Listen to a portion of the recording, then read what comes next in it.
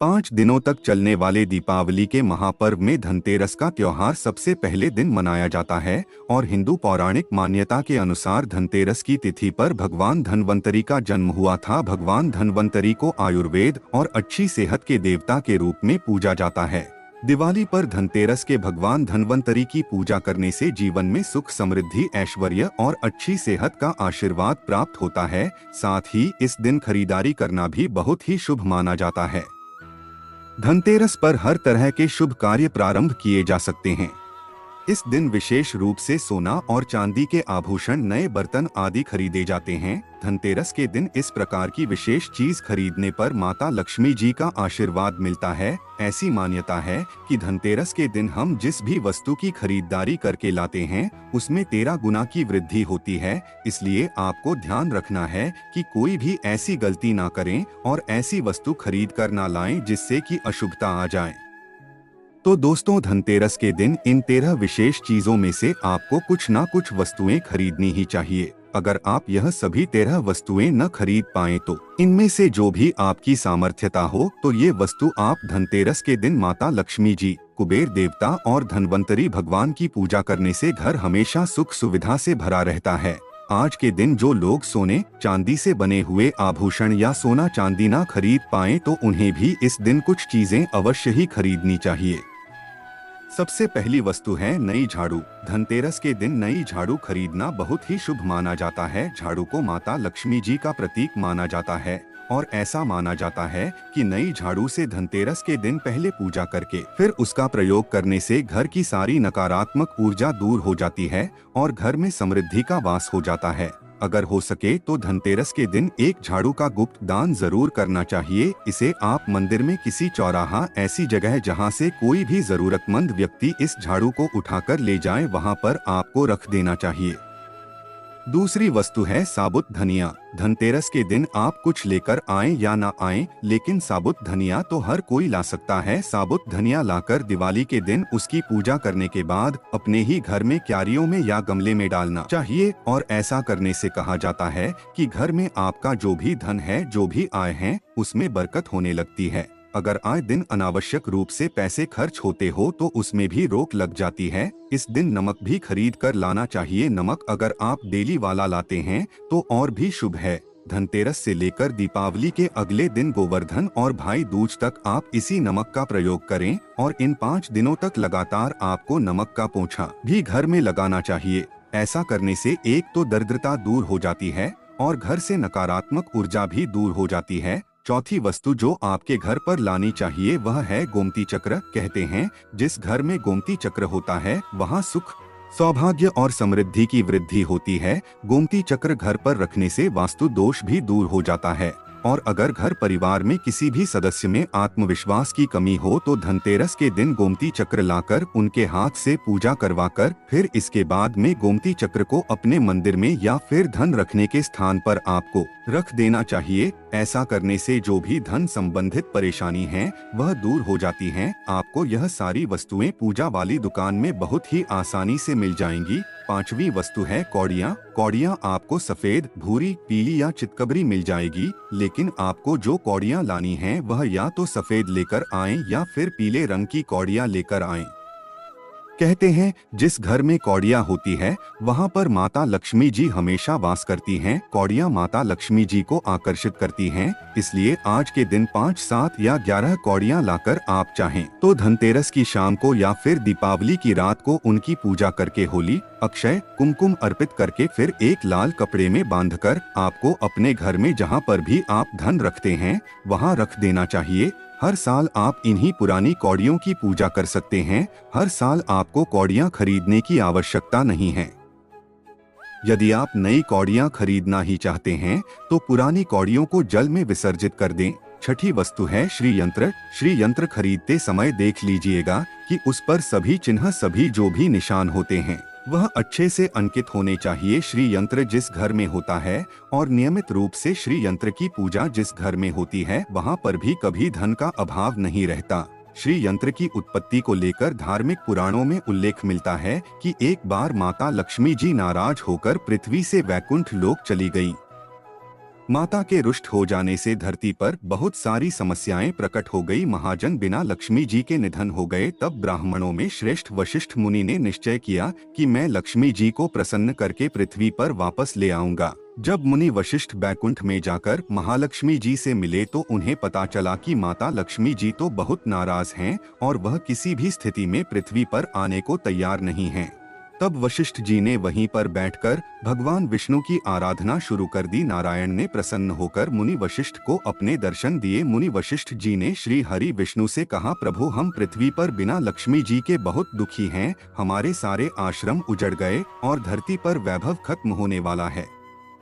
यह सुनकर भगवान विष्णु वशिष्ठ मुनि को साथ लेकर माता लक्ष्मी के पास गए और उन्हें मनाने की कोशिश की, लेकिन फिर भी माता लक्ष्मी जी नहीं मानी और उन्होंने कहा कि मैं किसी भी स्थिति में पृथ्वी पर वापस जाने को तैयार नहीं हूँ। जब चारों दिशाओं में माता लक्ष्मी जी के पृथ्वी पर वापस न आने की बात फैल गई, तब देवताओं के गुरु बृहस्पति जी ने एक युक्ति सुझाई। उन्होंने कहा कि अब श्री यंत्र साधना ही एकमात्र उपाय बचा है जिससे माता लक्ष्मी जी को धरती पर आना ही पड़ेगा। गुरु बृहस्पति जी के निर्देशों से श्री हरि ने धातु पर श्री यंत्र का निर्माण किया। आदित्य प्राण प्रतिष्ठा युक्त करते हुए दीपावली के 2 दिन पूर्व धनत्रयोदशी को श्री यंत्र पर स्थापित करके विधि विधान से उसका पूजन किया। पूजन समाप्त होते ही माता लक्ष्मी जी को वहां आना ही पड़ा और वह बोली कि मैं किसी भी स्थिति में यहाँ आने के लिए तैयार नहीं थी। यह मेरा प्रण था, परंतु बृहस्पति जी की युक्ति से मुझे आना ही पड़ा। श्रीयंत्र मेरा आधार है और इसमें मेरी आत्मा बसती है। यही कारण है कि धनतेरस के दिन श्री यंत्र खरीदना चाहिए और अपने घर में स्थापित करना चाहिए। 7वीं वस्तु है 7 मुखी रुद्राक्ष की माला या फिर 7 मुखी रुद्राक्ष। अगर आप धनतेरस के दिन 7 मुखी रुद्राक्ष को अपने घर पर लाते हैं और फिर उसकी विधि विधान से पूजा करते हैं या भगवान शिव की पूजा में आप इस रुद्राक्ष को प्रयोग करते हैं, किसी भी मंत्र का जाप करते हैं, तो उससे भी आपके घर में कभी परेशानी नहीं होती है। किसी प्रकार का कोई अकाल मृत्यु का भय नहीं रहता है, क्योंकि दीपावली दियों का त्योहार होता है और इस दिन अपने घर में अपनी सामर्थ्य के अनुसार दीपक जलाए जाते हैं। धनतेरस के दिन भी दीप जलाने चाहिए। अगर आप चाहते हैं आपके घर में साक्षात माता लक्ष्मी का वास सदा बना रहे, पूरे वर्ष आपके घर में धन की कोई कमी ना रहे, आपको कभी कर्ज लेने की नौबत ना आए, तो ऐसे में धनतेरस की शाम को आप 13 दीपक घर के अंदर और 13 दीपक घर के बाहर जलाइए। ऐसा करने से भी माता लक्ष्मी जी का आशीर्वाद प्राप्त होता है। और धनतेरस के दिन 8वीं जो वस्तु है, आपको मिट्टी के दीपक जरूर खरीद कर लाना चाहिए। मिट्टी के दीपक आप अपनी सामर्थ्य के अनुसार खरीद कर ला सकते हैं। अगर हो सके तो किसी जरूरतमंद को जहां पर धन का अभाव हो, ऐसे घर में आप मिट्टी के दीपक का तेल सहित, बाती सहित और रुई सहित दान भी कर सकते हैं। 9वीं वस्तु जो आपको खरीद कर लानी चाहिए वह है माता लक्ष्मी जी और गणेश जी की मूर्ति। वैसे तो मिट्टी की मूर्ति घर पर लाना शुभ होता है, लेकिन यदि आप मिट्टी की मूर्ति ना लाना चाहे तो धातु की मूर्ति जैसे कि आप चांदी की, सोने की या पीतल की मूर्ति भी घर पर ला सकते हैं। अगर आपके पास पहले से ही मूर्तियां हैं तो जरूरी नहीं है कि आप हर दीपावली पर धातु की मूर्ति खरीदे यदि है, लेकिन यदि मिट्टी की मूर्ति है तो उनका विसर्जन कर आपको धनतेरस के दिन नई मूर्तियां लाकर उनकी पूजा विधि विधान से पूजा करनी चाहिए। धनतेरस के दिन खरीदी गई नई मूर्तियों की पूजा आपको दीपावली की शाम को करनी चाहिए। धनतेरस के दिन आपको भगवान गणेश और माता लक्ष्मी जी की जो मूर्ति खरीदे वह खरीदते समय यह ध्यान रखें कि दोनों मूर्ति अलग अलग होनी चाहिए और दोनों ही मूर्तियों में भगवान गणेश और लक्ष्मी जी बैठी हुई मुद्रा में हो। खड़ी मुद्रा में जो लाई गई मूर्तियां होती हैं वो उग्र स्वभाव की और चंचल मानी जाती है। अगर आप खड़ी मुद्रा वाली मूर्तियां लेकर आते हैं तो ऐसे में धन का अभाव आपके घर में लगातार बना रह सकता है और आपको ध्यान रखना है कि जो मूर्तियां आप लेकर आए वह कहीं से भी खंडित ना हो और टूटी भी ना हो। गणेश जी की प्रतिभा खरीदते समय ध्यान रखें कि उनका जो सूंड है वह बाईं तरफ मुड़ी हुई हो और उनका वाहन मूषक भी उस मूर्ति में जरूर बना हो और भगवान गणेश के एक हाथ में लड्डू या मोदक भी होना चाहिए और माता लक्ष्मी जी की जो मूर्ति है वो कमाल के फूल पर विराजित होनी चाहिए और उनके हाथों में सिक्के हो या फिर सिक्के गिरते हुए की अवस्था में हो। ऐसी मूर्तियां घर पर लाना बहुत शुभ होता है। बहुत से लोग आज के दिन उल्लू पर विराजमान मूर्तियों की तस्वीर घर पर लेकर आते हैं, लेकिन आपको हाथी या फिर कमल के फूल पर विराजमान माता लक्ष्मी जी की मूर्ति या तस्वीर ही घर पर लानी चाहिए। कभी भी प्लास्टिक की मूर्तियां इस दिन नहीं खरीदनी चाहिए और ना ही पूजा में उनका प्रयोग करना चाहिए। आप केवल मिट्टी की या फिर धातु की बनी मूर्ति ही लेकर आएं। अष्टधातु की मूर्ति भी आप ला सकते हैं। धनतेरस के दिन आपको जो 10वीं वास्तु खरीदनी चाहिए वह है कुबेर यंत्र। कुबेर यंत्र जिस घर में होता है वहां पर धन के देवता कुबेर का वास होता है, साथ ही माता लक्ष्मी जी भी वहां पर वास करती है। आपको उत्तर दिशा में ही धन कुबेर यंत्र की स्थापना करनी चाहिए। इस दिशा का सही निर्माण परिवार में समृद्धि और खुशियों को लेकर आता है। साथ ही अगर आपके घर में किसी तरह का कोई वास्तु दोष है तो वह दोष भी दूर हो जाएगा और व्यापार में आपके कारोबार में खूब बढ़ोतरी भी होगी। कई बार लोग मेहनत करने के बाद भी उतना धन नहीं कमा पाते जितनी आप मेहनत करते हैं, और मेहनत करने के बाद भी आपके धन की तिजोरी खाली ही रहती है। तो उसे पूरा साल भरा रखने के लिए आपको धनतेरस के दिन और दिवाली के दिन कुबेर यंत्र की विधि विधान से पूजा भी करनी चाहिए।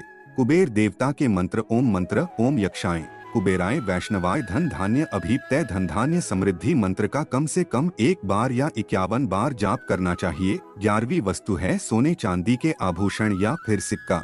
अपनी सामर्थ्य के अनुसार आपको आज के दिन सोने चांदी के आभूषण या फिर कोई भी चांदी का सिक्का खरीदना चाहिए और उसकी भी पूजा आपको करनी चाहिए। यदि आपकी सामर्थ्य ना हो तो सोने चांदी के आभूषण या सिक्के के बजाय मिट्टी के बर्तन या 1 चम्मच भी आज के दिन यदि खरीद कर घर लाते हैं तो उससे भी आपके घर में पूरे साल बरकत होती है।